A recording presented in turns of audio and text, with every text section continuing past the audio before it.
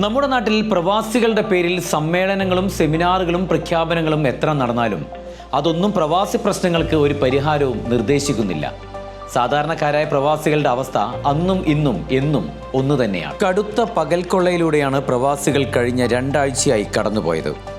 ഗൾഫിൽ സ്കൂൾ അവധി തുടങ്ങിയ സമയം, അതായത് വിമാന കമ്പനികൾ ടിക്കറ്റ് നിരക്ക് 4 ഇരട്ടിയായി കൂട്ടുന്ന സമയം, സ്കൂൾ അവധി, പെരുന്നാൾ, ഓണം, അങ്ങനെ എല്ലാ സമയത്തും കുതിച്ചുയരുന്ന ടിക്കറ്റ് നിരക്ക് എല്ലാ കാലത്തും പ്രവാസികൾ അനുഭവിക്കുന്ന ഒരു പ്രധാന പ്രശ്നം തന്നെയാണ്. ഇത്തവണ ആ പ്രശ്നം കൂടുതൽ തീവ്രമായി.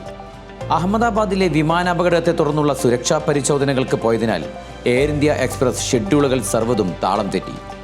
എയർ ഇന്ത്യ എക്സ്പ്രസിൻ്റെ 80% സർവീസുകളും റദ്ദാക്കിയത് പ്രവാസികളെ വല്ലാതെ ബാധിക്കുകയും ചെയ്തു. സ്കൂൾ അവധി തുടങ്ങിയ ദിവസങ്ങളിൽ ഗൾഫിൽ നിന്ന് നാട്ടിലേക്കുള്ള ടിക്കറ്റ് നിരക്ക് ശരാശരി 2000 ദിർഹമായിരുന്നു. പല ട്രാവൽസുകളും സംഘടനകളും സ്പെഷ്യൽ വിമാന സർവീസുകൾ ഏർപ്പാടാക്കി. അത്തരം വിമാനങ്ങളിലും കുറഞ്ഞ ടിക്കറ്റ് നിരക്ക് എന്നത് അവരുടെ പരസ്യങ്ങളിൽ വാഗ്ദാനം മാത്രമായി ഒതുങ്ങി. ഇനി ഇതേ അവസ്ഥ ഓഗസ്റ്റിലും ഉണ്ടാകും. നാട്ടിൽ നിന്ന് ഗൾഫിലേക്ക് ടിക്കറ്റ് നിരക്കിൽ പകൽക്കൊള്ള.